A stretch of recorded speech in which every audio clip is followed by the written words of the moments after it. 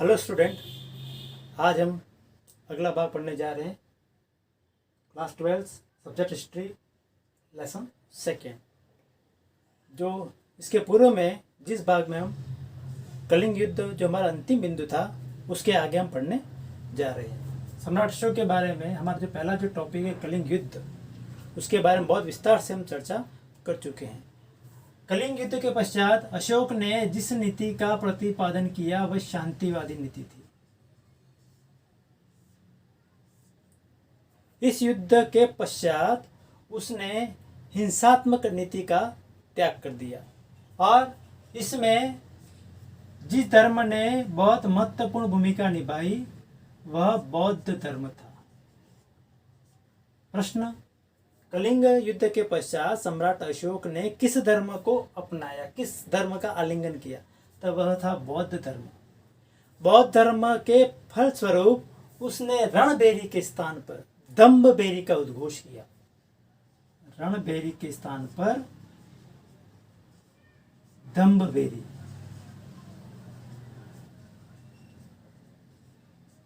अर्थात रण का मतलब युद्धों से इनकार कर दिया,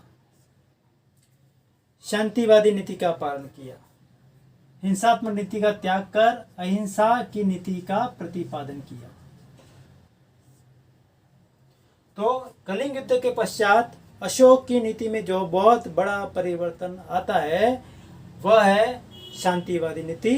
युद्ध की नीति का परित्याग कर दिया, क्योंकि उसने कलिंग युद्ध के दौरान देखा कि कोई भी युद्ध क्यों ना होता हो उसमें हिंसा होती है, अत्याचार होती है, हत्याएं होती हैं और यह मानव जाति के लिए अच्छी बात नहीं है। उसका मन द्रवित हो गया और द्रवित होने के पश्चात उसने शांतिवादी नीति का पालन किया। यह जो युद्ध हुआ था 261 ईसा पूर्व,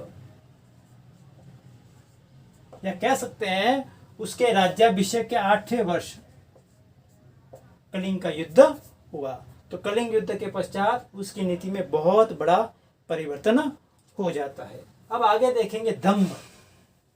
अशोक को जिसने महान बनाया है वह उसके दम्भ ने उसको महान बनाया है। दम्भ क्या है? तो सम्राट अशोक ने विभिन्न वर्गों, जातियों और संस्कृतियों में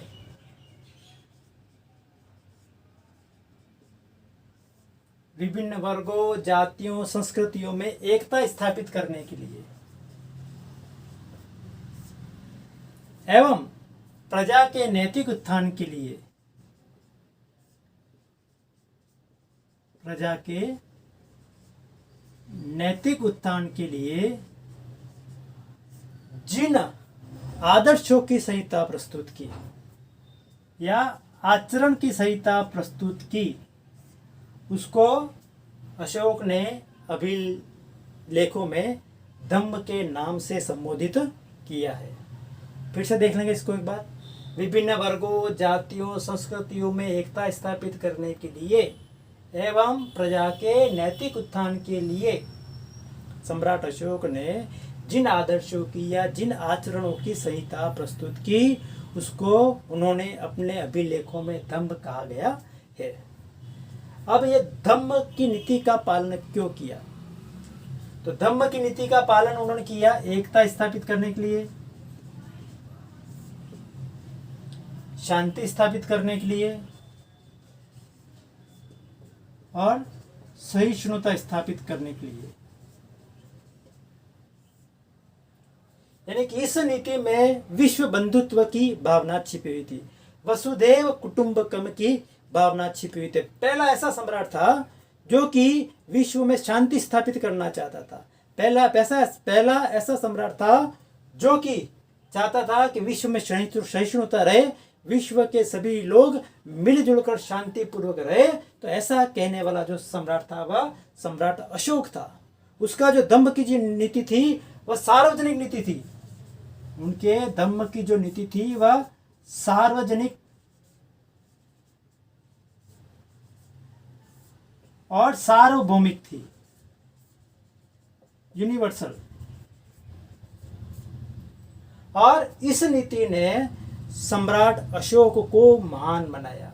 सम्राट अशोक को महान बनाने का कार्य उसके युद्धों ने नहीं किया। सम्राट अशोक को महान बनाने का कार्य उसकी दम्भ की नीति ने किया। अब ये दम्भ की नीति किसके लिए बनाई गई थी, या कुछ बिंदु लिखे हुए हैं, उन्हीं बिंदुओं का आज हम अध्ययन करेंगे। तो सम्राट अशोक ने ये दम्भ की नीति किसके लिए बनाई थी? तो सम्राट अशोक ने दम्भ की नीति स्वयं सम्राट, प्रजा और जो भी उनके सरकारी कर्मचारी थे, उन कर्मचारियों के लिए उसने दम्भ की नीति अपनाई थी। यानी कि दम्भ की नीति का पालन सभी को करना होता था, चाहे सम्राट हो, चाहे प्रजा हो, चाहे कर्मचारियों को। इन सभी को दम्भ की नीति का पालन करना होता था, सदाचरण पर चलना होता था, और उसी को उन्होंने दम्भ कहा है। अब आगे हम देखते हैं कि दम्भ के प्रमुख सिद्धांत क्या है। तो दम्भ के प्रमुख सिद्धांत,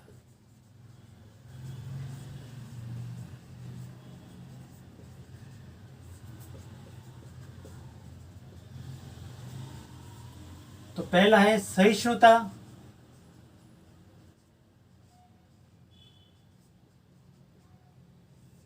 उसके बाद है अहिंसा,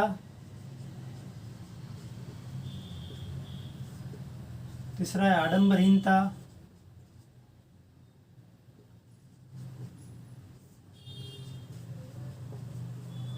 चौथा है लोक कल्याण,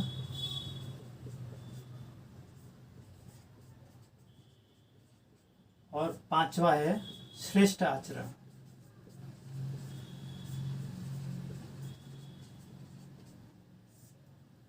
तो दम्भ के प्रमुख सिद्धांत सम्राट अशोक के द्वारा उसके अभिलेखों में जो बताया गया। सहिष्णुता का मतलब समन्वय। अभी सारी बात है कि विश्व के सभी लोगों को मिलजुल कर, विश्व के सभी धर्मों को मिलजुल कर विचारों में समन्वय, विभिन्न वर्गों में समन्वय, विभिन्न जातियों में समन्वय, सहिष्णुता। अहिंसा, हिंसात्मक नीति का त्याग, हत्याएं जो अत्याचार है उस नीति का त्याग करना। आडंबर में किसी प्रकार का दिखावा नहीं होना चाहिए। जो कुछ धर्मों में पहले उस समय के जो धर्म थे उसमें आडंबरहीनता ज़्यादा थी, दिखावा ज़्यादा आ गया था। लोक कल्याण की भावना, लोगों का कल्याण होना, लोक कल्याण के लिए उसने बहुत सारे श्रेष्ठ कार्य करवाए। और श्रेष्ठ आचरण, सदाचरण पर चलना। इन विभिन्न धर्मों के धर्म के सिद्धांत पर चलने से मनुष्य का जीवन अच्छा हो सकता है। यानी कि देश में शांति स्थापित हो सकती है, समन्वय स्थापित हो सकता है। अब इस धम्म के कुछ विधायक पक्ष हैं जिन पक्षों को अपनाना चाहिए। तो धम्म के प्रमुख विधायक पक्ष कौन कौन से हैं जिनको अपनाने से कल्याण होगा? तो धम्म के विधायक पक्ष,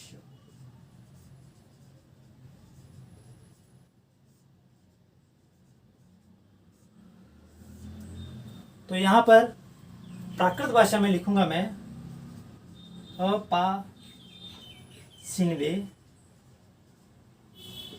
बहुकयाने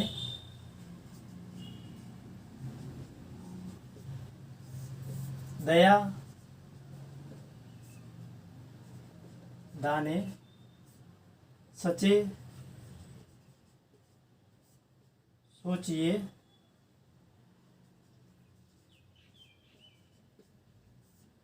माधवे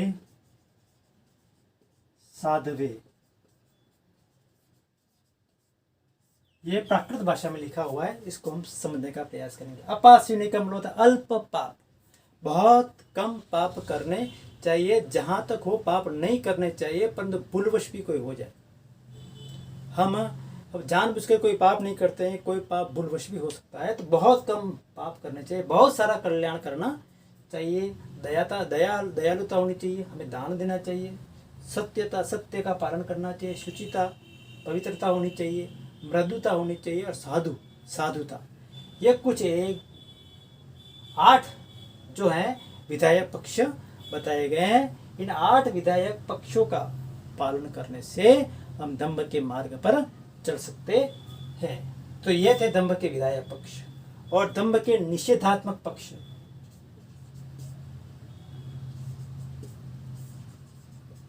कि किन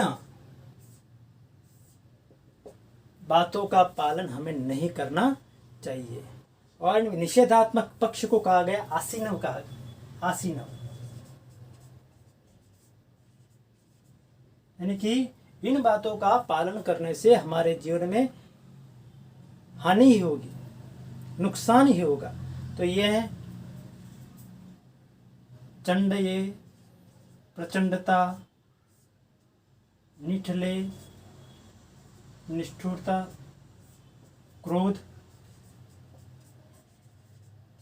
अभिमान और ईर्ष्या, ये पक्ष बताया कि निषेधात्मक। प्रचंडता नहीं होनी चाहिए, निष्ठुरता नहीं, क्रोध नहीं करना है, अभिमान नहीं करना, और ईर्ष्या द्वेष हमें नहीं करना है। अगर हम इन पक्षों का पालन नहीं करेंगे, निषेधात्मक पक्षों का पालन नहीं करेंगे, अर्थात आसीनव का पालन नहीं करेंगे और विधाय पक्ष का पालन करेंगे, तो हम धम्म की नीति का पालन करेंगे, ऐसा कहा जाएगा। ऐसा सम्राट अशोक ने अपने विभिन्न अभिलेखों में इस तरह की बातें कही हैं। अब विभिन्न प्रकार के जो इतिहासकार हुए हैं, उन्होंने धम्म को अलग अलग नामों से परिभाषित किया है। जैसा कि हम देखेंगे फ्लिट, तो फ्लिट ने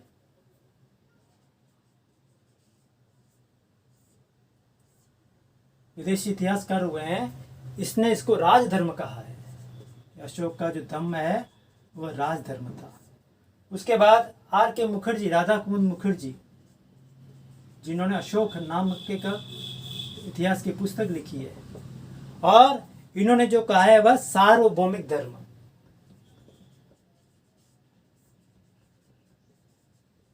सार्वभौमिक धर्म। और भंडारकर महोदय ने इनको उपासक धर्म कहा है।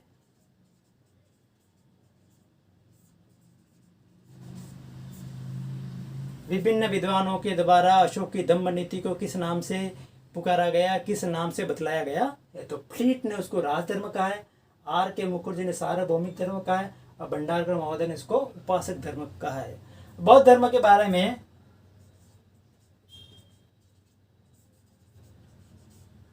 हम देखेंगे कि बौद्ध धर्म पालन करने वाले दो तरह के लोग होते हैं। एक है भिक्षु धर्म, भिक्षु बौद्ध धर्म, और दूसरा है उपासक धर्म, उपासक बौद्ध धर्म।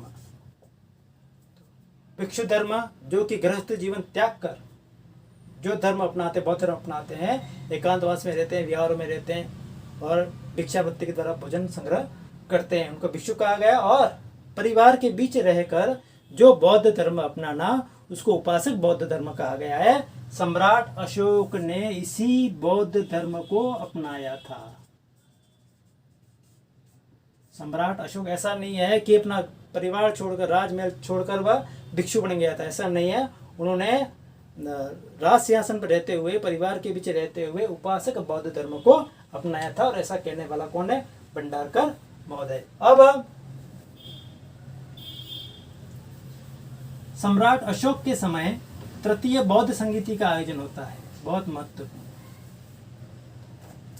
सम्राट अशोक के समय तृतीय बौद्ध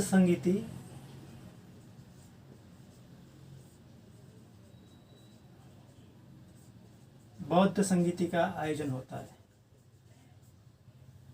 सम्राट अशोक के समय, और यह पाटलिपुत्र में हुई थी।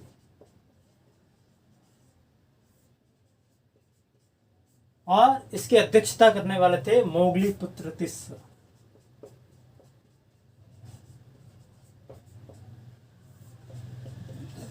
मोगलीपुत्र तिस्स। और यह बौद्ध संगीति बहुत महत्वपूर्ण है। इस बौद्ध संगीति में बौद्ध धर्म का जो महत्वपूर्ण जो ग्रंथ है, अभिधम्ब पिटक, सूत पिटक, विनय पिटक और अभिधम्ब पिटक। तो अभिधम्ब पिटक की रचना है वह इसी तृतीय बौद्ध संगीति में की गई थी। अभिधम्ब पिटक की रचना तृतीय बौद्ध संगीति में की गई थी। यह बौद्ध संगीति बहुत महत्वपूर्ण है। इस बौद्ध संगीति में सम्राट अशोक ने उन बौद्ध भिक्षुओं को चेतावनी दी थी जो कि बौद्ध संघ में फूट डालना चाहते थे। उन्होंने चेतावनी देते हुए कहा था कि ऐसा है बौद्ध भिक्षु जो बौद्ध संघ में फूट डालना चाहते हैं तो वह अपने गृहस्थ जीवन में प्रवेश कर जाए। तो बौद्ध संगीति एकता के लिए, बौद्ध संगीति तृतीय बौद्ध संगीति है, वह बौद्ध धर्म की एकता के लिए, अनुशासन के लिए बहुत महत्वपूर्ण है। तृतीय बौद्ध संगीति एकता के लिए और अनुशासन के लिए।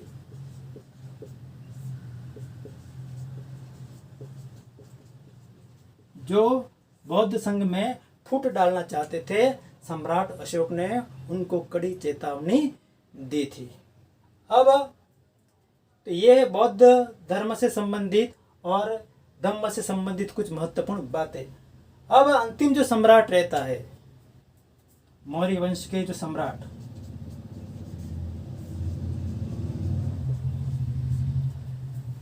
तो अशोक के बाद चालुक बनता है। जालौक सम्राट बनता है। जालौक के बाद कुणाल बनता है। कुणाल के बाद दशरथ बनता है। दशरथ के बाद संप्रति, उसके बाद शालिशुक और देववर्मन, और अंतिम जो सम्राट होता है मौर्य वंश का अंतिम सम्राट बृहद्रथ रहता है।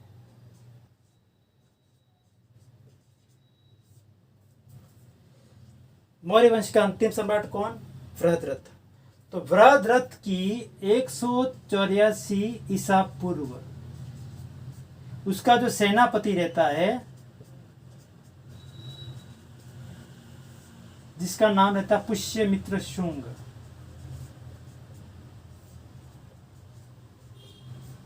उसका जो सेनापति रहता है पुष्यमित्र शुंग है, वह बृहद्रथ की हत्या कर देता है। 184 ईसा पूर्व बृहद्रथ की हत्या करके पुष्यमित्र शुंग है, वह शुंग वंश की स्थापना करता है। एक बार फिर से देख लेंगे। बृहद्रथ अंतिम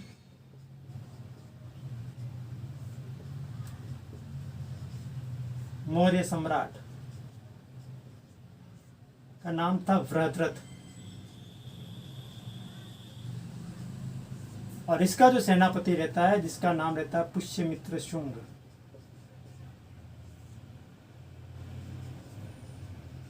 पुष्यमित्र शुंग। तो पुष्यमित्र शुंग है, वह बृहद्रथ की हत्या कर देता है और 184 ईसा पूर्व, और एक नए वंश की स्थापना होती है, वह शुंग वंश। तो मौर्य वंश के पश्चात जिस वंश की स्थापना होती है वह शुंग वंश। इसकी स्थापना करने वाला पुष्यमित्र शुंग, और पुष्यमित्र शुंग किसको मारकर, किस अंतिम मौर्य सम्राट को मारकर राजसिंहासन होता है? तो बृहद्रथ की हत्या कर। तो एक नया वंश स्थापित होता है, शुंग वंश। धन्यवाद।